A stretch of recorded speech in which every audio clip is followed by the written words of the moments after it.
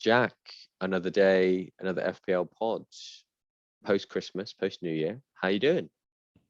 Joshua, yep, great to be Not post back. New Year. Great to be New Year's Eve Good recorded. start.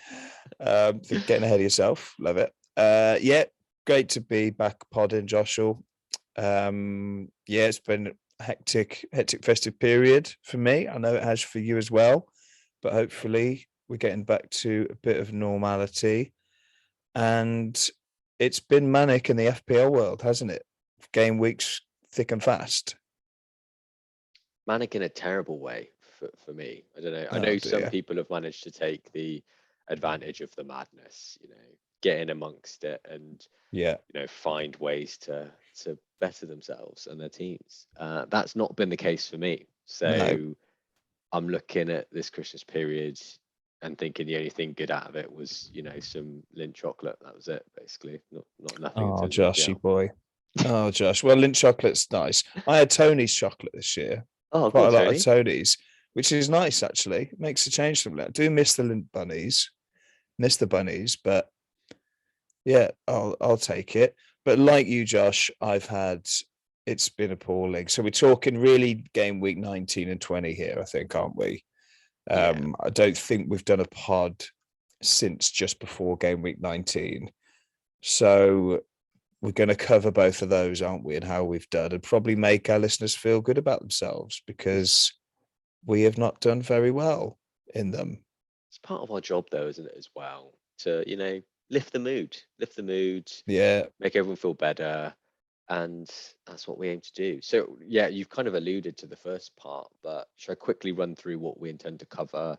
I'll do it anyway. We're returning to our normal format now, Jack.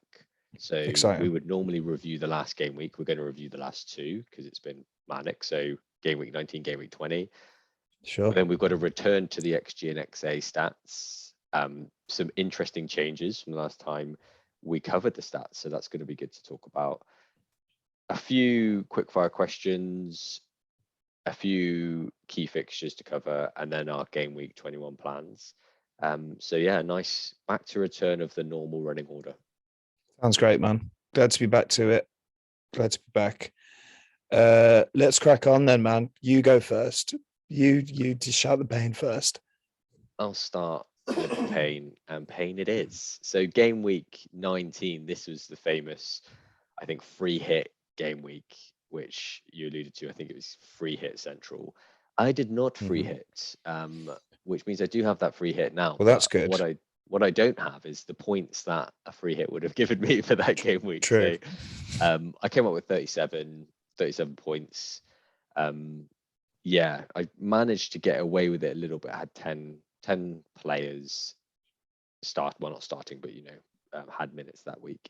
But yeah, 37. It was a red arrow, not terrible. Lacazette kind of saved me a little bit there. Martinelli, so those Arsenal assets. I captained Martinelli, which was annoying because I should have captained Lacazette, and that would have been kind of saved the game week even more a little bit. But Antonio as well brought him in, and he got a nice little goal that game week.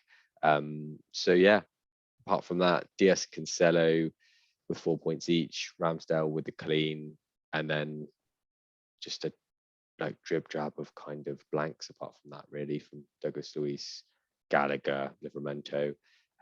But 37, not a massive red arrow, but red enough to be disappointed. Well, considering you didn't free hit, man, I think it's not a terrible week for you there. You've now got the 2 free hit chips in your back pocket, which a lot of people don't have, including me. So yeah, I think it's obviously not brilliant, but it's not an unmitigated disaster considering you didn't play your free hit. So I wouldn't be too down on that. That's what. And you beat the average. You beat the average for the week, which was 36. So that's good because I do hate the average. So yeah, if you get below the average, you've got no one to blame but yourself, have you? Really? Yeah. So yeah. What about the week just gone, Josh? Game week 20. How have you got on there? Oh, okay. I'll do game week 20 and then kick it to you. So game week 20, one just gone. Madhouse did terribly. So 27 points. obviously there was a lot of very late calls or late information released about players being available. Gallagher was one of those. James obviously got injured partway through the game week, so only got 1 point, but 27 points overall for me. So a greater red arrow. Ouch. Kicks me at around about 365,000 now. So dropped out of that 200k bracket and into the 300k bracket, but not terrible. Diaz and Cancelo thankfully got their cleans. Antonio and King returning with 5 points each. Apart from that, not a lot going on. The Salah captaincy, as was most people and with you, I think, very frustrating. Despicable.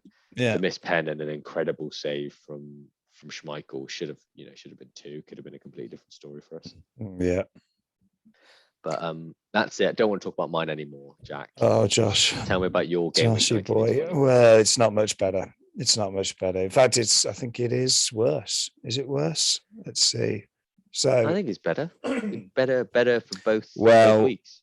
I did free hit in Gameweek 19, so I played it. I think I was looking at 6 players playing. So I just thought, you know what? They've given us an extra free hit. Get in the festive spirit, pull the trigger, and maybe get ahead of some of these, some of the Joshes out there who aren't free hitting. But it didn't go that well, Joshua. I got 47 points. So only 10 more points than you, despite the free hit. And my defenders saved me, really. My defenders saved me. Thanks for the coffee. I've just been delivered a coffee. Yeah, defenders saved. I had De Gea, Reguilon, Lamptey and Cancelo in there. So they all returned points. So looking good. But then we moved to midfield, Josh, and it's awful. Gallagher, 2 points. Bernardo, I kept Bernardo in instead of going for another City mid. 2 points again from him. He's been a disgrace, can I just say? I think they've scored 18 goals now since he last returned, and he hasn't had a single morsel of pointage in those. But we could talk about him later. I brought in Mason Mount, missed the open goal against Villa. That was frustrating. Son actually did all right for me with 8 points. But like you, I had Martinelli. I captained Ronaldo in one of the worst Man U performances I've ever seen against Newcastle. And Harry Kane was there as well. So bringing in 6 points. So yeah, it started well, Spurs, with the first game. I think Kane, Son and Reguilon all getting returns. And then the rest of them just didn't really follow through. So 47 points. Green arrow, though. It was just about a green, I think. Yeah, it was a baby green. But like when you have a lackluster week, the good thing about the Christmas period is there's fixtures right around the corner. So I just had to wallow in a bit of disappointment for a day before the next game week kicked off, where I thought we'll make everything right here, Josh. Game week 20, the big 2-0. Of course, reverting back to my non-free hit team. And it was awful. Actually, really bad. I got rid of Tomiyasu for Reguilon, who of course got a yellow card, then got pulled off at half time for 0 points. Like you said, the Gallagher news came in, no Gallagher. Salah captaincy, 0 points. Reece James injured after 27 minutes. And yeah, it was, excuse me. It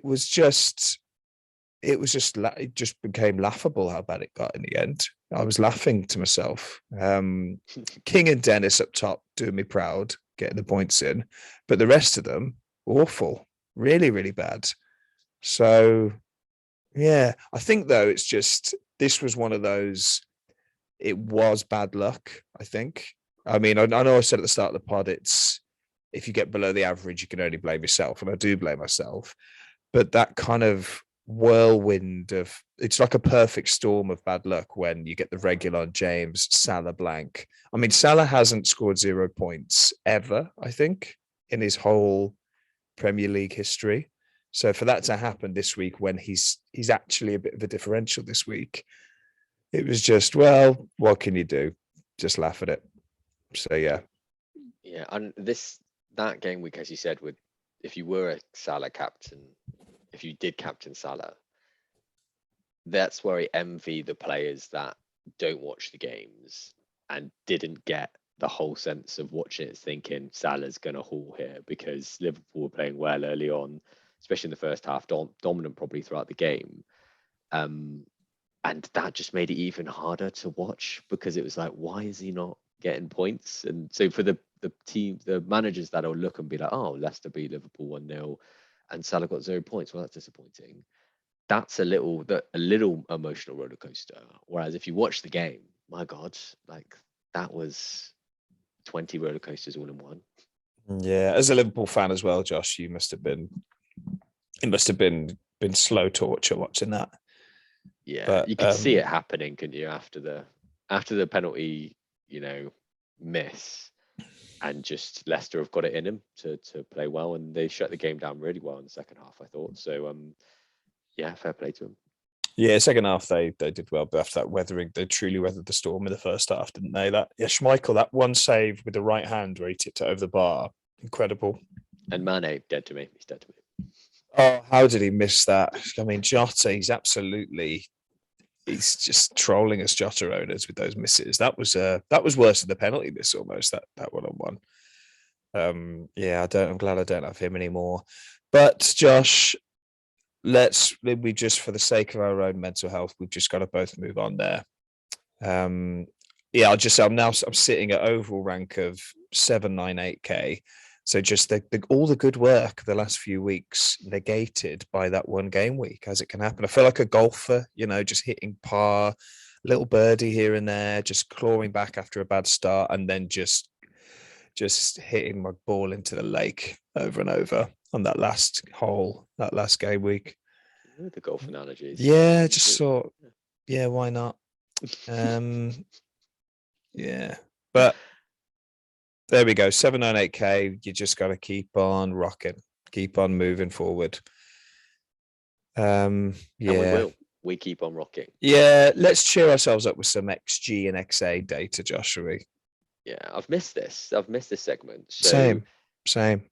Again, a little reminder for those who haven't heard us talk about our XG and XA segment before. We look at the data from the last 5 game weeks, which, for the last 5 have happened probably in the last 2 days. But basically, game week 16 to game week 20, we're talking about here. And we cover the top 3 XG performers and top 3 XA performers. So we'll start with XG. In third spot, Jack, is Lacazette with, he's played 354 minutes. What I will say when we put these the stats together for this week, very few teams had 5 game weeks, 5 games, in these 5 game weeks because of all the cancellations. So Lacazette obviously didn't play 5. And that reflects his minutes, 354 minutes. His XG is 3.62, returned 2 goals and 3 assists within that. So for a player at 8.4, I think he is now, price-wise. What are your thoughts on Lacazette? Yeah, I really like him actually as an option. I wish I'd got him. I really like him as well. It sounds stupid, but I like him having been an option for the Christmas period. I wish I'd got him in. Got Watkins. It was that Watkins or Lacazette split really on.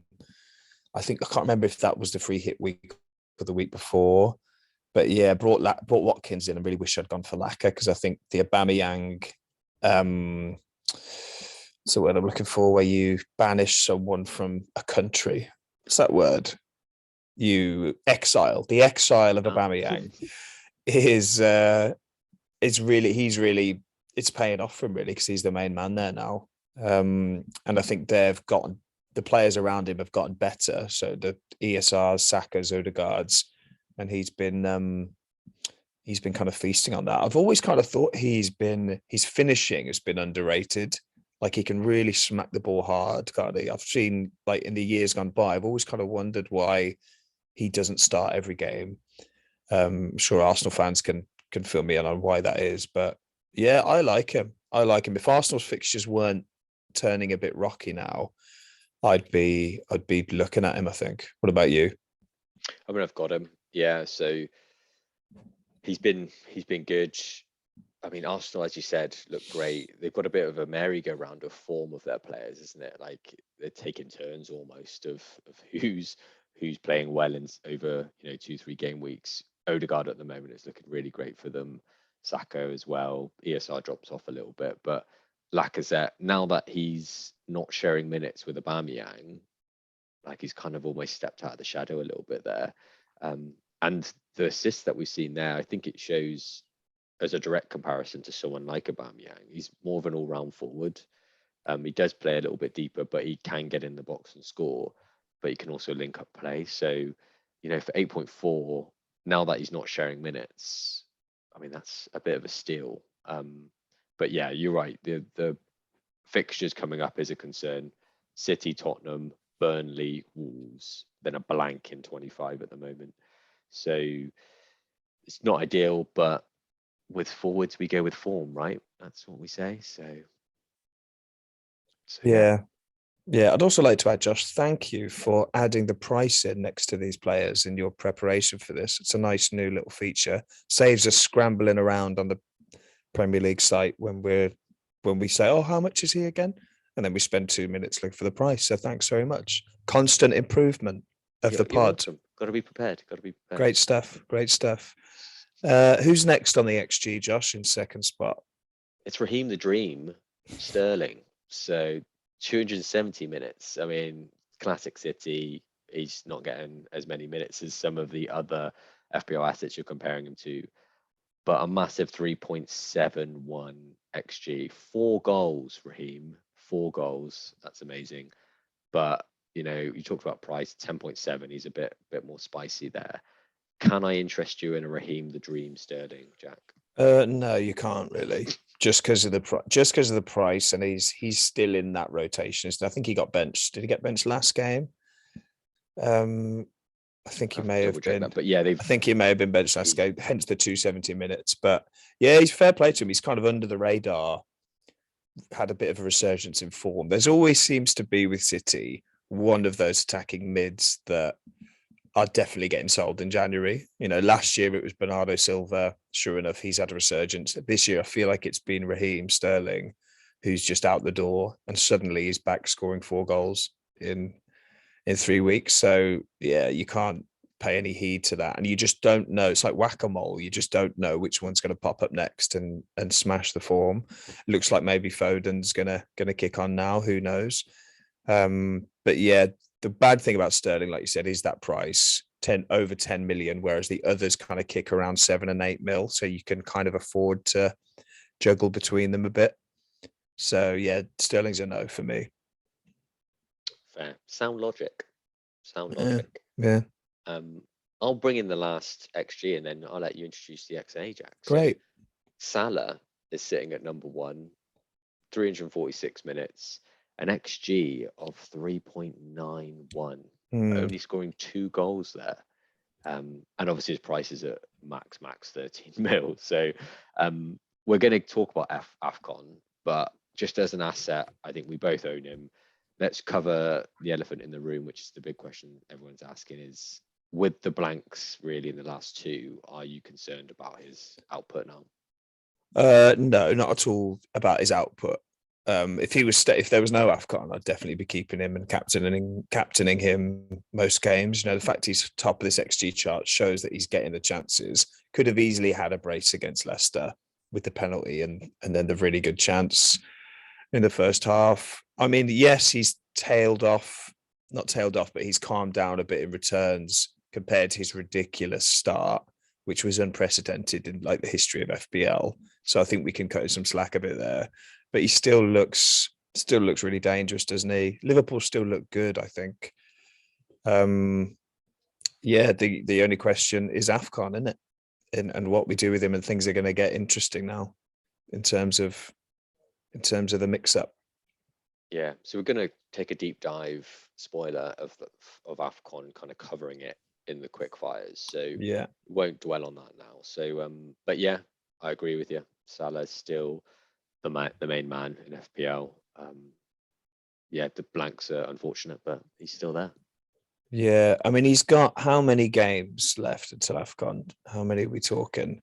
So I think they're saying this Game week 21 is the last that the Chelsea AFCON game assets will have in general before they join their squads, because I think it's like 6th of Jan or something, isn't it? That, it's kicking off, so they need to be with their squads for like a week. So it's kind of annoying. Game week 21 is your last chance to play those assets before you gotta get rid or hold. and that's against Chelsea, isn't it? So I guess, like we said, we'll talk about AFCON generally, but with Salah, the question you've got to ask yourself is, do you keep him for the Chelsea game or get ahead of the sales curve with him and move? So it's a tricky one with Chelsea, isn't it? They're not quite. They have dipped. And did you see the Lukaku thing yesterday? Did you see comments? That? What is he doing? What is that all about? Yeah. So if anyone hasn't seen it, he's just come out and been like, yeah, he's basically not happy with Chelsea, doesn't like the way Tuchel's playing. He really misses Inter Milan, but he's a professional and he'll crack on. But he's been scoring goals. So bizarre. I love how he threw in that I'm a professional whilst I know lagging off the manager and the team. Yeah, very strange. Very, very strange. Belgians they love it, don't they? They love just being outspoken and stirring the pot. As a fan, it's great to see it. But if you're Tuchel or a Chelsea, one of his teammates there, you'd be like, mate, what's happened here? So yeah, maybe Chelsea are imploding and Salah could do well there, but who knows? One for a tough judgment call that. So yeah, that's XG. XA. So the expected assist data, who is getting the best assist opportunities? And some good names here. Some 3 names I don't think we've seen on this chart. So it shows how the kind of the meta is changing. So in 3rd place, we've got Jared Bowen, 360 minutes, 1.91 XA, 3 assists all in one game, I believe, in the last game week. So yeah, to the delight of his fans. What do you think of Bowen, Josh? Like him. I mean, you've been kind of talking about him for a while now, saying not buying him, but talking about him. But sure. You highlighted him as, a potential differential pick when I think West Ham dipped a little bit, and the Ben Ramas, the Fornals, and the Antonios were dropping off, and you're saying actually, Bowen's still kind of ticking along, and actually I think is been going up since then and got better. What you would say is, annoyingly, he's playing well when the rest of his teammates are like Ben Rama's still not looking great. Fornal's not really in the team. Antonio is getting some returns now, but they're not purring like they were early in the season, and you're kind of guaranteed that someone's going to get some points. So, and like you said, 0 goals, the 3 assists all coming in one game, despite the underlying stats being there. He's not getting big numbers, but I think he's one of the more enticing kind of mid-price mids at the moment, for sure. But for me, although he's on the kind of long list of those mid-price mids, I still think there's some really other good mids in there. Maybe slightly like Odegaard, for example. I know we'll get to him. Mount, those kind of players. I think maybe because of the teams they play in, they might get more points than him. But still interested in him. I know you like him, Jack. Are you going to disagree with me? Yeah, I think I might need to just finally get him. Really, I do like him a lot. I do like him. And now, well, it was him and Maddison I was looking at for this game week. And now, of course, the Leicester Norwich game has been called off. So I think the gates are open for Bowen to come into my sweet embrace. And I think it's finally time to maybe get rid of a Bernardo Silva and get a Bowen in, get aboard the Bowen train. But I don't know, as I'm obviously going to wait until the last possible minute with the way things are now. But yeah, I really like Bowen. I think he looks so lively. Excuse me. Again, bit of a cough. He looks so lively, really confident, and things just to be going through him for West Ham, even though they're not maybe playing as well, like you said, as they were. And at 6.6, that's a pretty good price for someone in that vein of form. So there we are. Yeah, Crystal Palace, Leeds. Yeah, decent fixtures, I would say, for West Ham.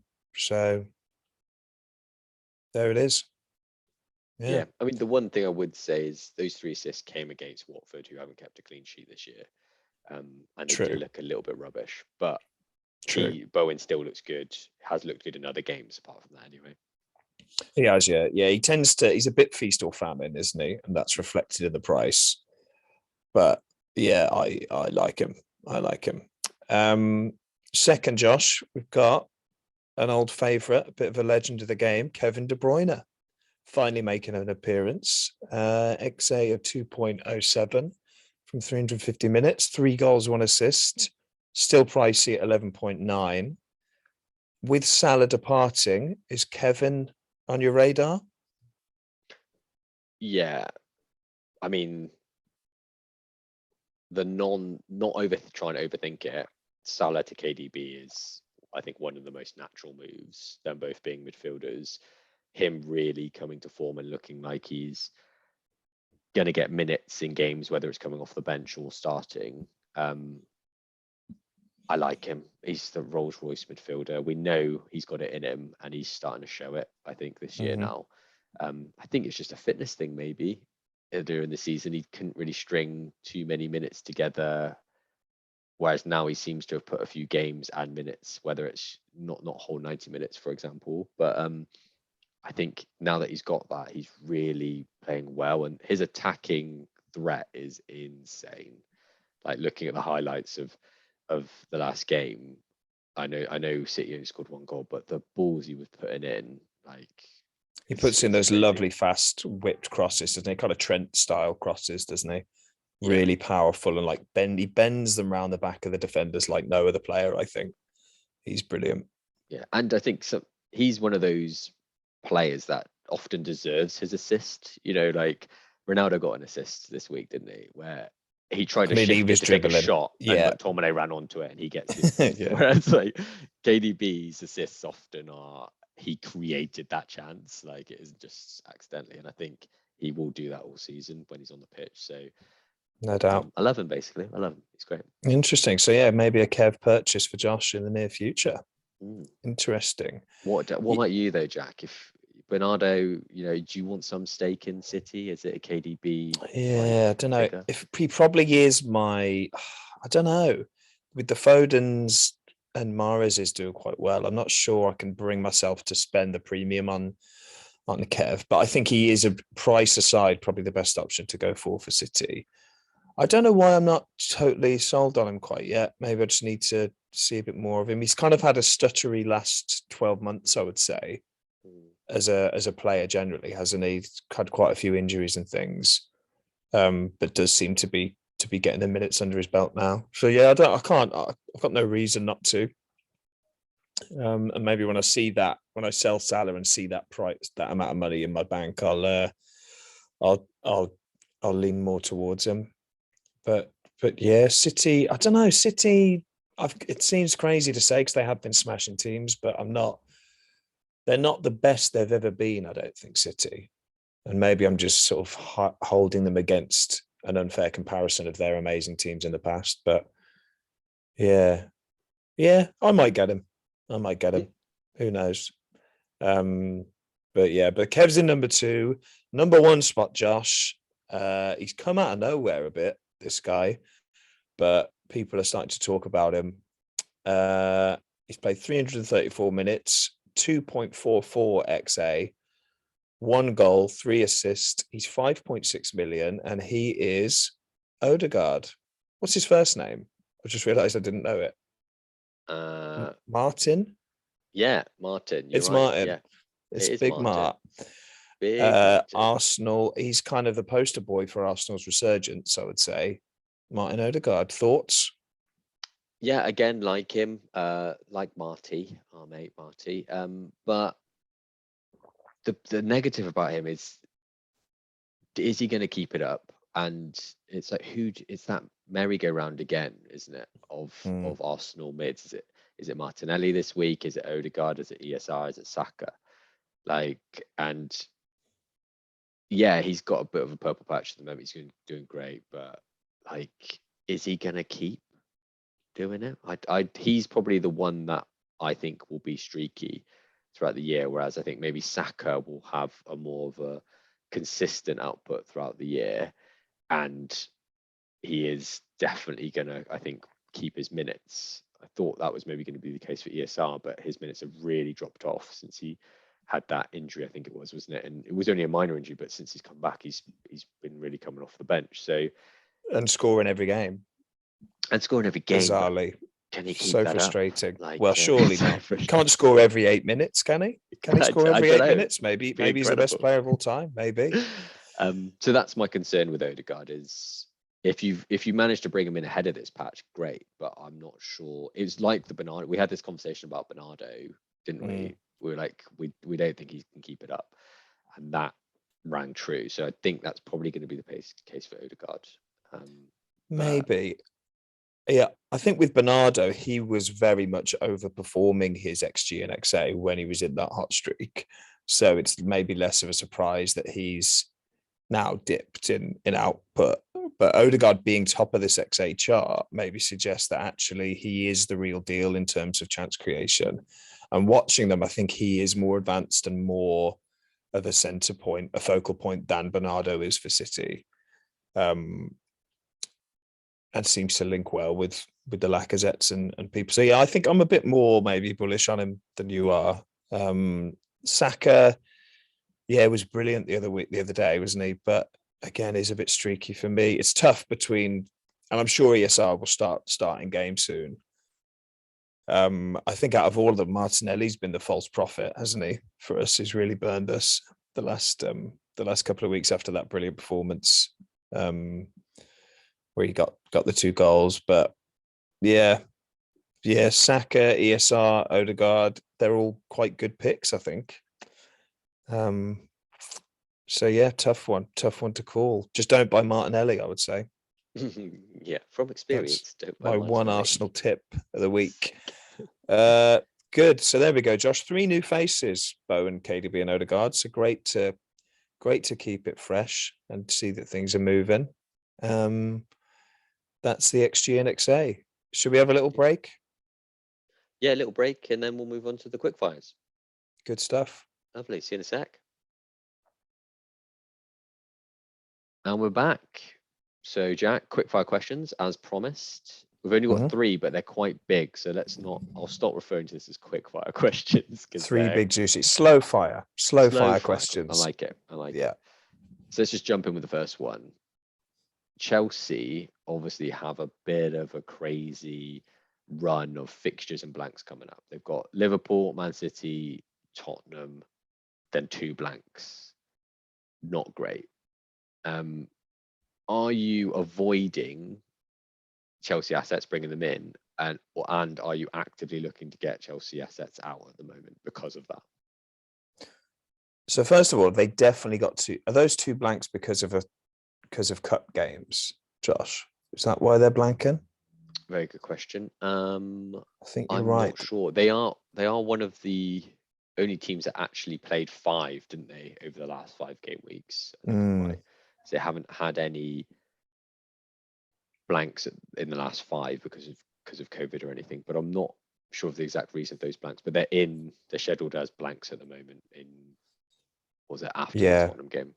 So 4 and 5 from where we are now. The 4th and 5th fixture from where we are now. Yeah, I mean, according to Ben Crellin, I mean, the fixtures are horrendous, aren't they? Let's put that out there. So they've got Liverpool, City, and then Ben Crellin says there may be a reschedule in there of them playing Arsenal or Brighton in that double game week 22. But I'd say that a double of Man City and Arsenal or Man City and Brighton is still not a very good double. And if that happens, it probably means loads of other doubles are going to happen.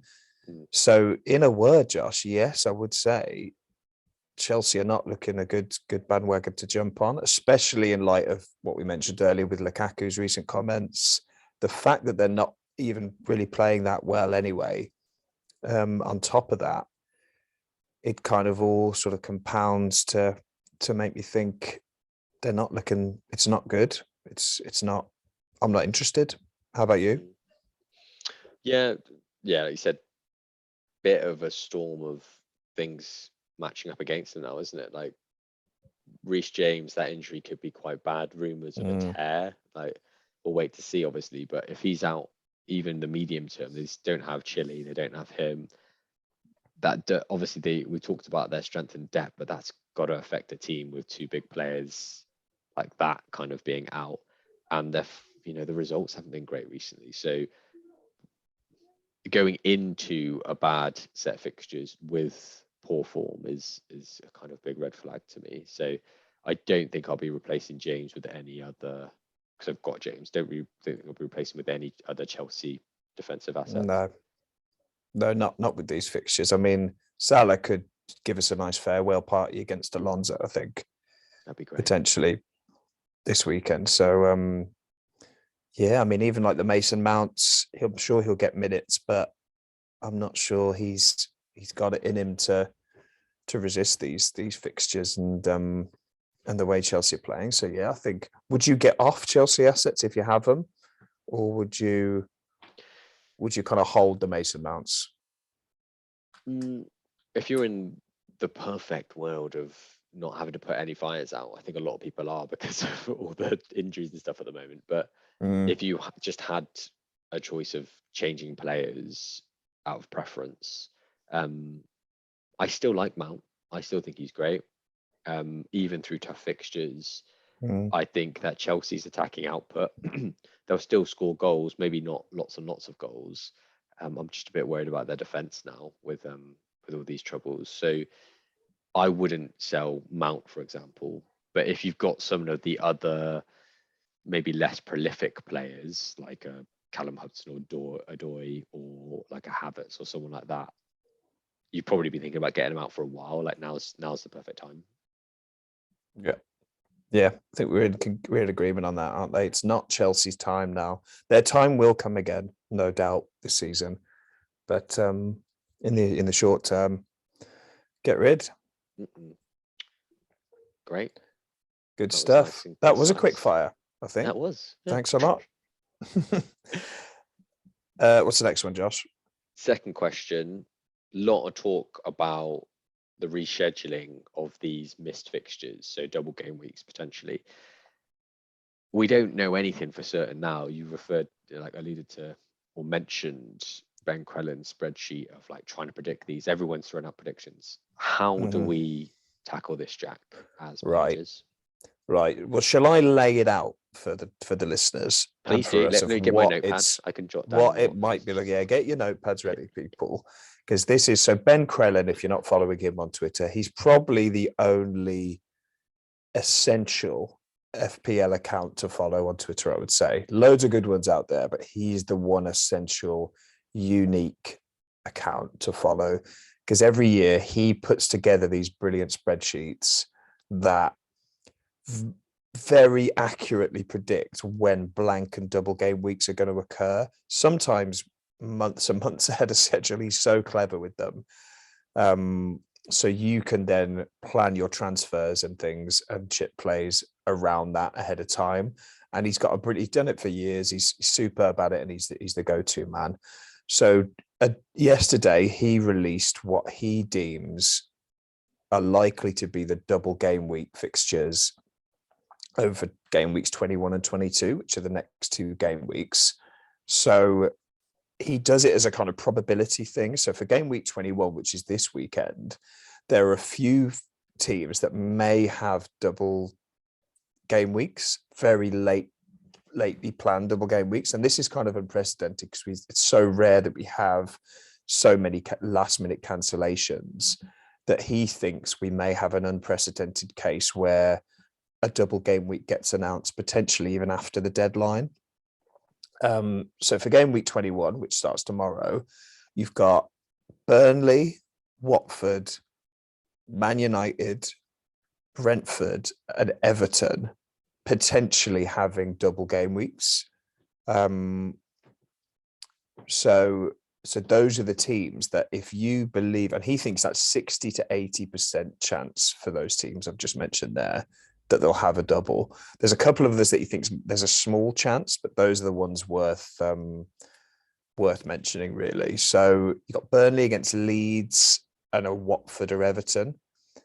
you've got Watford against Burnley or Wolves or Crystal Palace, Man U against Wolves and Brighton or Brentford, Brighton against Everton and United, Brentford against Villa and Spurs or Man United, Everton against Brighton and Leicester or Newcastle Burnley. So there's all these permutations because he doesn't know which ones they'll pick to reschedule.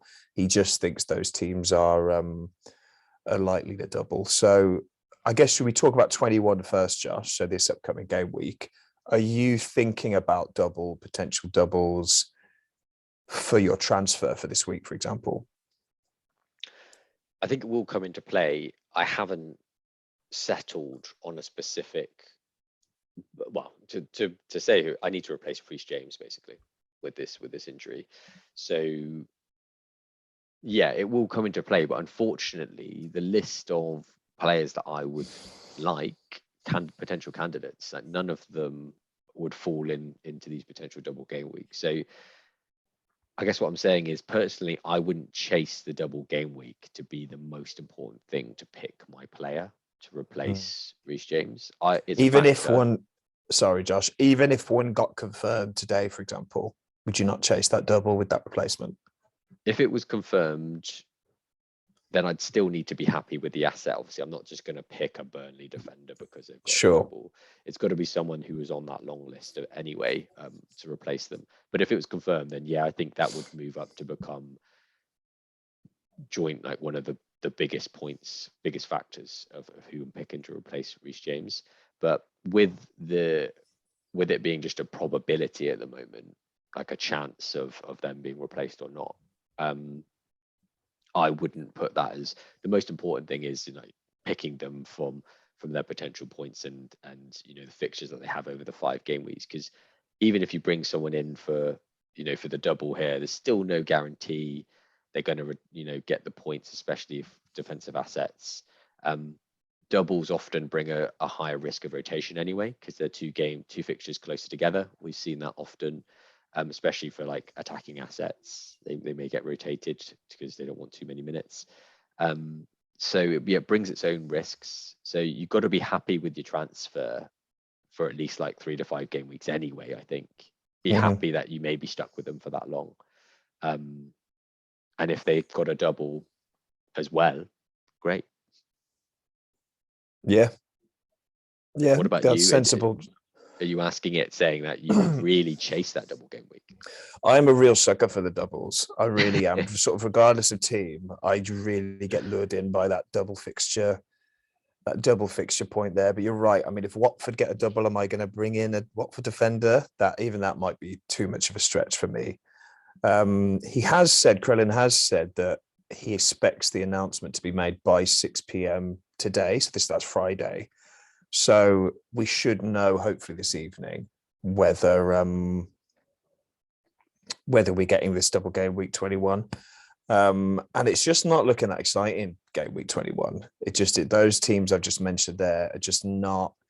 I mean, Burnley, Watford, Brentford and Everton are the most likely. I just think, I mean, West Ham is one that I didn't mention. He thinks there's 40 to 60% chance West Ham will get a Crystal Palace and Norwich double, which is pretty good, isn't it?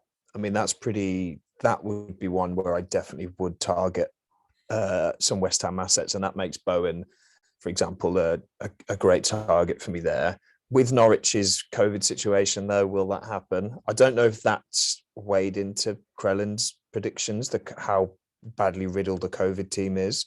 I'm not exactly sure how he determines these percentages, but yeah. In short, I will definitely look at it hard if a team doubles, put it that way. So that's 21. 22 is looking a lot more exciting. So he thinks it's basically 100% nailed that a few of these teams will have a double in game week 22. So we've obviously got 2 weeks to plan for that. So I think, Josh, what we'll probably do is we'll probably have a dedicated podcast to that double once it gets announced. If you agree with me on that, feel free to disagree. Off air. I'm going to promise it on air. Slag me off air. But it's similar teams though. So it's Burnley, Man United, Brighton, Tottenham, Leicester, and then a host of teams that he thinks are kind of 60 to 80% chance. So Leeds, Arsenal, Chelsea, Liverpool. So it's a much more appetizing roster of teams that will double in 22. So the question then becomes, is it chip time? Is it triple captain time? Is it bench boost time? Is it wild card time? And those are the big questions we'll have to ask ourselves, isn't it? Yeah, no, I think you're right. Big questions are coming out over from game week 22 onwards, really. Well, this week as well, but we're so close to the deadline now that we can't really be that reactive in plan that far ahead, I don't think. No, and it's great, isn't it? Because normally an average season, we just hold our chips till game week 33 or whenever, and just that last 5 set of game weeks is when we just explode all our chips onto it, because that's mathematically the best thing to do. But because of this crazy season, we've suddenly got an opportunity where chips can be played now, and no doubt we'll have the usual set of doubles and blanks in game week 33 onwards, thanks to the domestic cups and Champions League. So it's a really, I like that kind of chaos, and that unique situation makes it more fun. And in theory, gives the advantage to the more active managers like us, where keeping your finger on the pulse really pays off. So there we go. I think that rounds it off, Josh, for doubles and blanks, doesn't it? Yeah, have a look today. If any get announced for this week, the longer time goes on, the less likely it would seem, I would say, but could happen. And then we've got 2 weeks to fully digest the implications of double game week 22. Yeah, well summarized. You know where to look at Ben, and the bottom line is start factoring it in for your thinking. Yeah, I feel better now, actually, Josh. I was kind of getting a bit panicky. I mean, I can't remember when there's been so many factors at play. So the doubles, the COVID cancellations, AFCON, we're a day away from the deadline and we still don't know. I mean, this is unprecedented territory, isn't it? Uncharted waters of being an FPL manager, isn't it? It's chaos, basically. Yeah, I mean, you can't plan, you can't really strategize, can you? A lot of it's very reactive. But yeah, it's kind of a waste of time listening to this podcast, really. But what it does mean is when when you roll the dice and it comes good, even bigger rewards. So that's what we're here for. It does, yeah. One of my my work mini league rival came 198th in the world this week with 91 points, and I was just, oh God, Brett. I hated him. I hated Brett, but respect to Brett. He rolled that dice and things came up trumps for him to conflate my gambling game analogies. But there we are. Yeah, that's double game weeks. What's the next quick fire, Josh? That was a slow fire. That was a slow fire. It was always going to be a slow fire. And this one, I can medium, somewhere in the middle. Medium fire, yeah. You've mentioned it, AFCON. So has to be factored into everyone's thinking now. It's going ahead.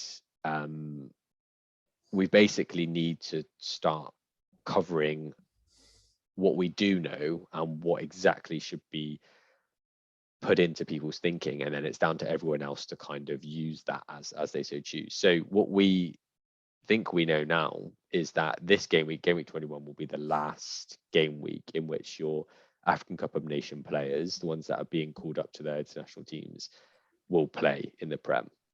So Salah, etc., they're going to play this week, and then they're most likely going to leave to join their squads, because I think it starts, like the 6th of January or something like that, AFCON. So that's the first thing to consider. This is your last game week to play those players. So keep them, or if you're looking to maybe get ahead of some transfers, if you've got a lot of AFCON players, you might want to start getting them out now to bring in non-AFCON players, so that you're not just hit with them all not playing next week, for example.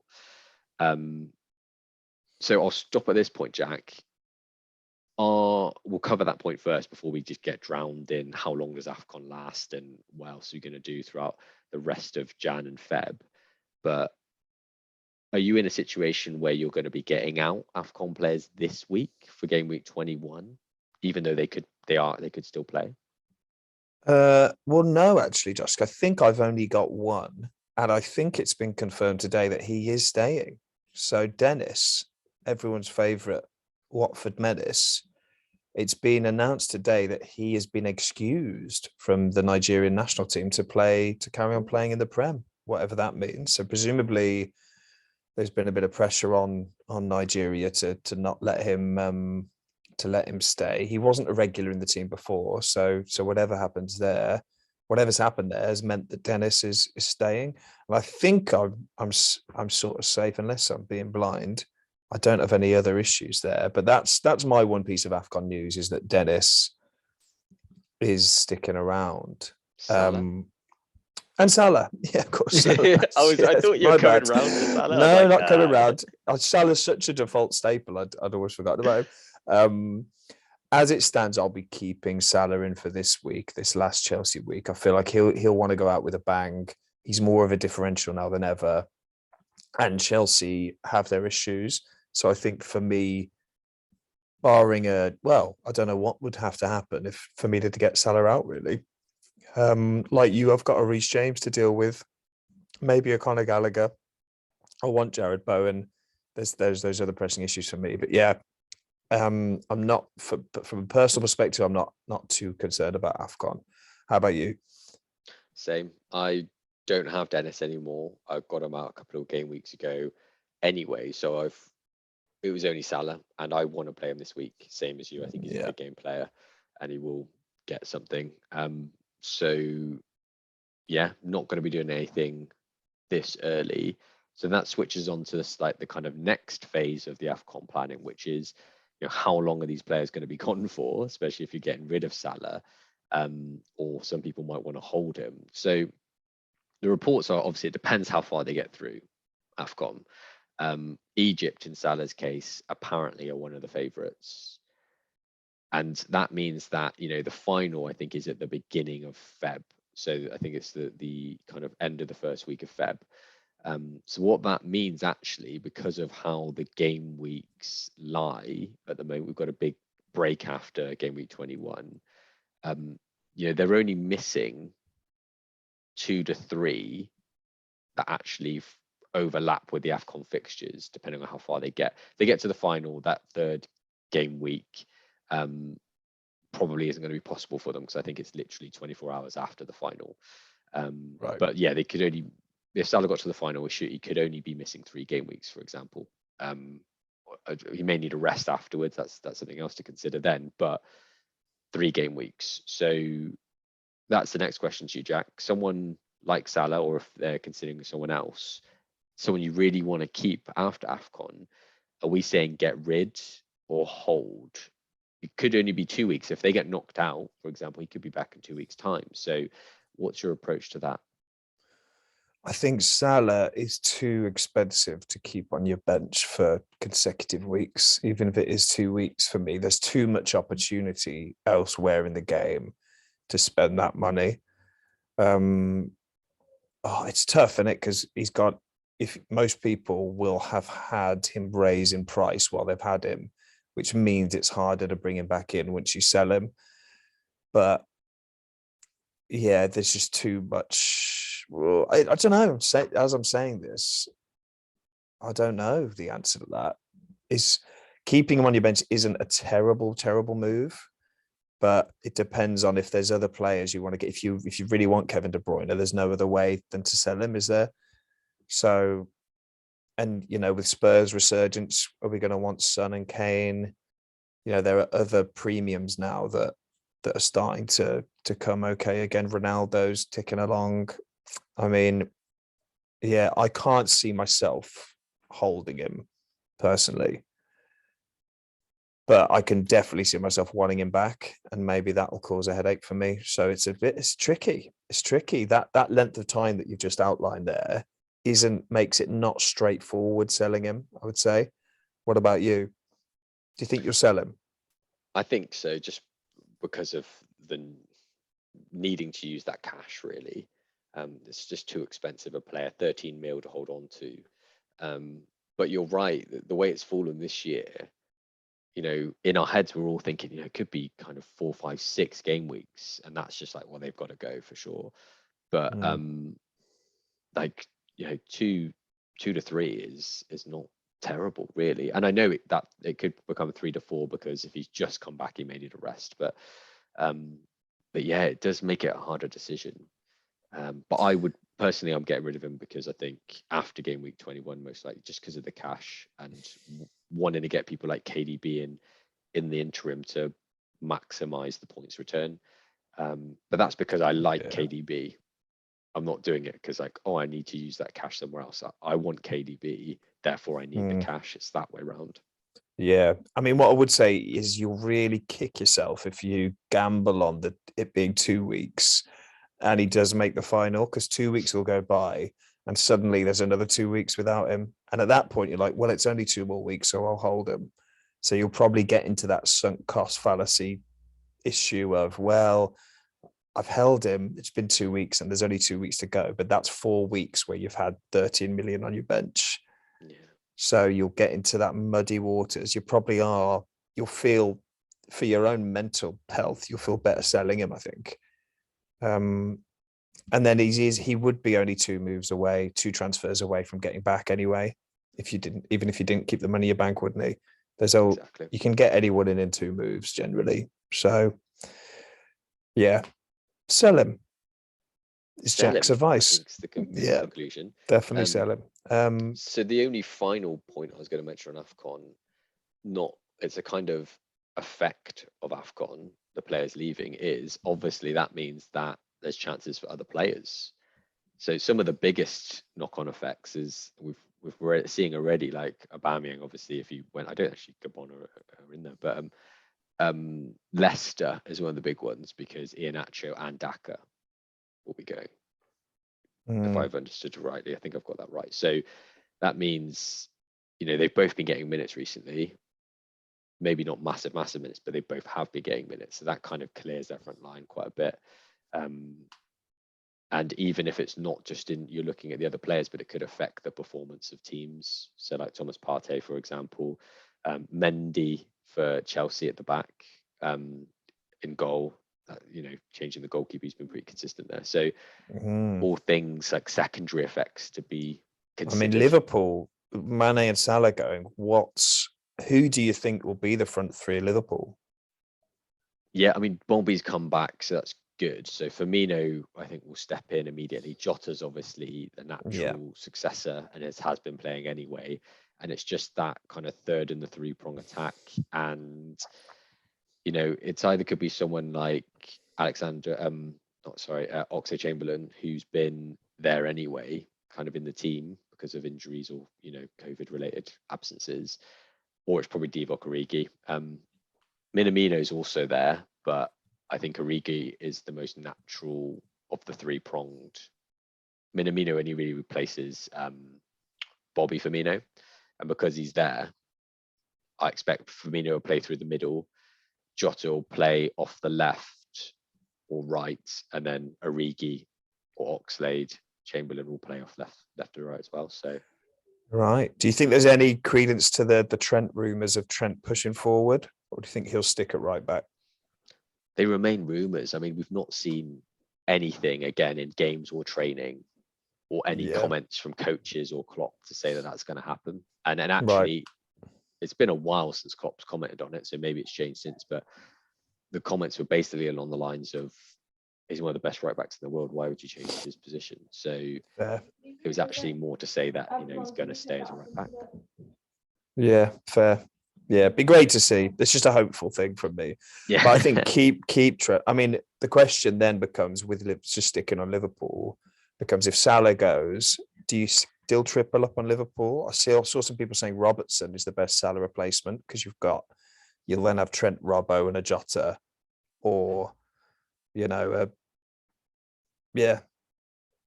you think Robertson's a better third Liverpool player to bring in with Trent and Jota, as well as, other than say an Origi or a Oxlade? For me, probably not. I mean, I'm looking to make that straight switch from Salah to KDB, for example. Oh, sure, and then, yeah. and that means that you've got to, because the position obviously difference as well as 2 moves, isn't it? So to want to do that, so it's just a little bit too much with too many fires to put out. And there's people like Son as well. Even if you're not going KDB, if you haven't got Son, just the Salah to Son is just quite an easy move. Yes, indeed. Yes, indeed. Good. Well, time will tell. Time will tell. Yeah, I mean, on the Leicester one. Yeah, I mean, you'd think Vardy's more of a lock than he's ever been there, but maybe a Harvey Barnes moves more forward. Maybe I mean, Maddison was one I was looking at before this cancellation. He looks like a reborn player lately, Maddison. Yeah. Definitely one to look at. That's all I'm saying there. One to look at. No other insightful advice. Look at him. Look at him. Just keep looking. Anything else on AFCON, Josh? Or are you happy? I think that's it, isn't it? They're playing this week. Roughly know how long they could be out for. Plan accordingly. Sure. Good stuff. Thanks, Josh. You're our AFCON correspondent, really, there. AFCON correspondent calling in. Mainly just, from the FPL community. Cheers, guys, for doing all that work. Love it. Yeah, we're just passing it on. Cool. Okay, so that's the quick fires, Josh. Oh, we're done there. Should we move on to just some key fixtures for this week that we've highlighted, or that you've highlighted, I should say? I think we can be quite quick with these because, like we said, there's so much else going on. We can just fire through and think who's going to be good and what we think is going to happen. So let's just do it. First one, Watford at home to Spurs. Obviously, pick this one because a lot of people have assets in both camps there. Are you playing your Watford? Are you playing your Spurs assets? What's going on? Yeah, I mean, I'm not delighted I'm benching King probably and playing Dennis. Fully expecting that to backfire because King's got the underlying stats, but Dennis seems to be getting the goals. So I'm just going with the goals. Maybe that's a bad move, but I'm anti-stat with that pick. Dennis just seems to get a goal a game at the moment. I don't really expect anything from either of them against Spurs. Watford looked pretty woeful the other day, despite getting that initial goal. And Spurs look a lot better. So I've got Reguilon, but I'm a bit worried he's not going to play. But yeah, Son and Kane, I wish I had them for this fixture, really. I think they're looking. Conte is transforming them. So yeah, Spurs are one to watch. I'd say even captainable, a Son or a Kane if you're feeling bold. Would you concur with that? Completely agree. I'm worried for Watford. And annoyed I don't have the top attacking Spurs assets because I think we said before, I think I'm right in saying that Watford haven't kept it clean this year. They look so leaky and surely Son and Kane are going to run riot. So yeah, if you're lucky enough to have them, just enjoy the game week, you bastards. Yeah, good. Next fixture, Josh. Let's keep rattling through. Arsenal at home to City. So probably a lot of assets sat around these, a lot of different assets as well. Are you going to play your Arsenal attacking assets? Are you going to play your City defensive assets, for example? What are you thinking? Yeah, Arteta against Pep. I feel like Pep tends to get the edge over him in these games, and City are better than Arsenal, despite the recent form of Arsenal. So yeah, I don't expect much from Arsenal assets in this one. I'm not scared. For once, I'm not worried about Smith Rowe coming off the bench and banging one in, although he may well do. Arsenal could score, but I think of all the fixtures they're going to get, this is one not to worry about them. I don't have any Arsenal assets. I'm not worried about them this week. City assets, I'm going to probably play Cancelo, although he had that horrible experience yesterday getting robbed, didn't he? His family got held up by 4 robbers. So I think reading today, City have sent some support over to help him, and they're going to decide today whether he travels to the game. So it could be Cancelo out this week. And I've got Bernardo Silva, but I'm probably might be selling Bernardo Silva for a Jared Bowen. So yeah, I don't know. I'm not for either team. I'm not scared of this fixture because they're playing each other. But essentially, how about you? Yeah, I think my heart tells me that I think City will control the game and it will just be a kind of 1-0, nothing too crazy. Because I think, Pep will be wary of Arsenal's form recently and Arteta kind of having a little bit of some of the trade secrets of City a little bit, isn't he? Like he knows how they tick.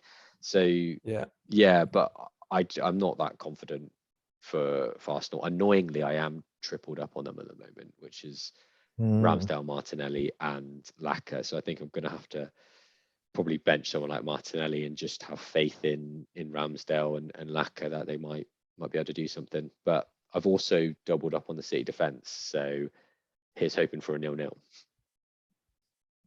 Yeah, same. So I think Ramsdale could. I mean, he'll make some saves, I'm sure. Yeah, So I don't think he's the worst goalie to have. Yeah, I don't think he's the worst player to have in this fixture at all. Final one, Josh. Chelsea against Liverpool. Always a big game. What are you expecting from this one?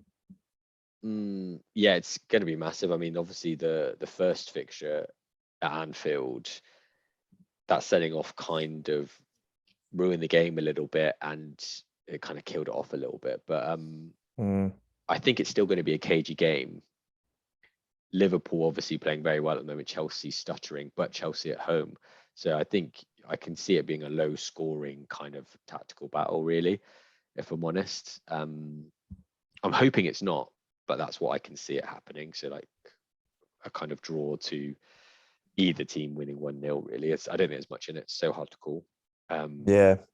But play all your assets because it's so hard to predict. If you've got Chelsea, Liverpool assets, it's probably because they're very good players. So just play them. Yeah, I'm leaning much more towards Liverpool on this one. I think they'll beat them. Yeah, I think they'll beat them. I think Salah, it'll be like a farewell game for Salah and Mane for the next few weeks. Alonso against Salah. I think Salah could run him ragged, really. Alonso didn't look that good when he came on for James. He kind of knows that he's not first choice, doesn't he? So it's a bit of a weird one. And yeah, Chelsea just haven't quite looked up to it. Lukaku's comments, that should, in theory, rupture the squad a bit. Yeah, I think Chelsea are there for the taking for Liverpool. So it's whether you captain Salah or not is the big question. And that's the big question. And with that, should we move swiftly on to our plans for the week for our teams? Yes, sir. So I could do mine because I've got my team up right now. Sounds good. Go for it. Go for it. James is the one I need to get rid of. So, yeah, he's out for 6 weeks. They've just announced. I think as we've been doing this pod, he's 100% out for 6 weeks, which is sad for him. But yeah, and it's even beyond that. You don't know how quickly they're going to want to get him back in, but you don't know if he's going to be playing 90 minutes straight off the bat for that as well, isn't it? So yeah, he's got to go after 6 weeks. And it is really just a case of who do I bring in, and I'm not really set on anyone. I'm actually looking maybe a Cash Jack Matty. Yeah, potentially. I think Stevie's solidified the defense a little bit, but he is, I think, still around the 5 million mark, which is if he was 4.5, I'd jump on him straight away. But yeah, not Matt Cash. He made a silly error the last game, and the Villa fans were on his back a bit. He gave away a silly penalty that he shouldn't have done against Chelsea. But yeah, he puts crosses in, and he gets chances. And Villa are rumoured to have the double. Could potentially have a double in 21 and a double in 22 because of those cancelled fixtures. So yeah, I don't think Matt Cash is a bad option at all. I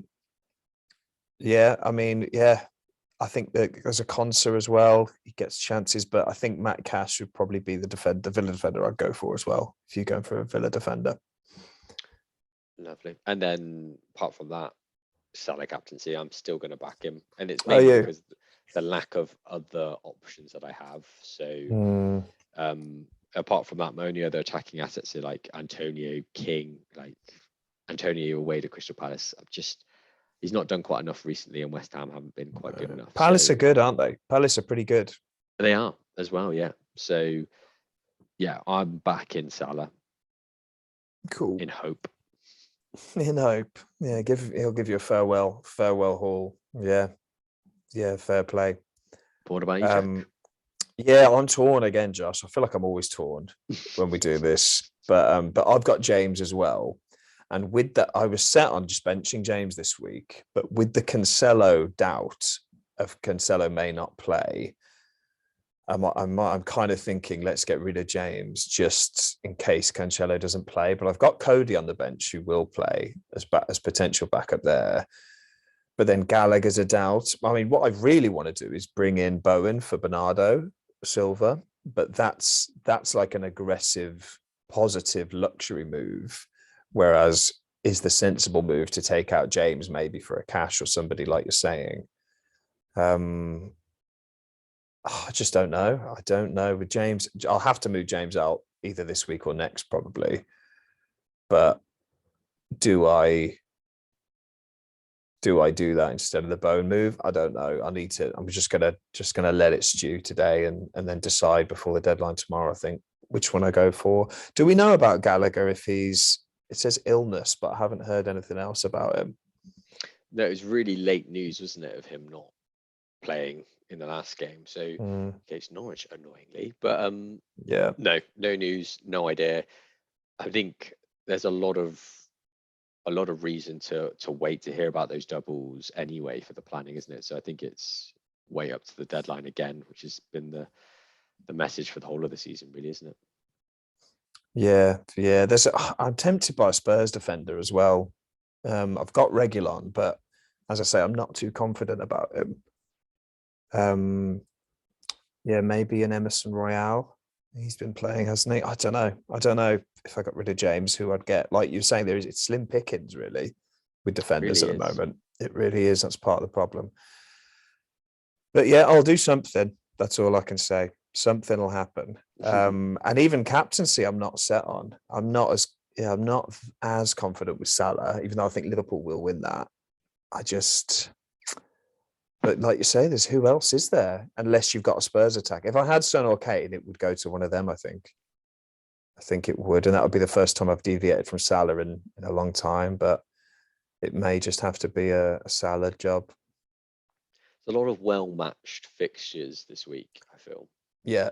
Which makes it tough, isn't it? There's no heavily an imbalanced swings where you could be like, yeah, that asset's going to haul. Apart from the Spurs game. Basically. Apart from the Spurs game, which is going to help probably a smaller number of managers. So for the rest of us, let's just pray that Spurs blank. Yeah, agree. Good. Okay. I think that's it, Josh. I think we're done. That is it. The first time we've done a full one for a while, so that's been good. Felt great. Felt good. Yeah. Do the classic like and subscribe if you're on YouTube as well, or follow everything. We appreciate it. Thanks for the support. Email us as well. Another FPL podcast at gmail.com. And and check out TikTok as well, Jack, because you've been kicking on with the algo updates on there. Yeah, we've been TikToking. You put another good one on, update the free hit chip. That's been our most popular talk, Josh, ever. So well done on that update. Yeah, over 1,000 little views on that. So love that. Good. And then you had your walk, your post-Christmas walk. Yeah, I filmed a despairing Christmas walk after my failed free hit. So yeah, if you want to see me kind of contemplating life, check that out as well. It's a good watch. Oh yeah. Good. Okay. Well, and good luck this week, listener. Thanks for tuning in. Yeah. Take care, everyone. Adios.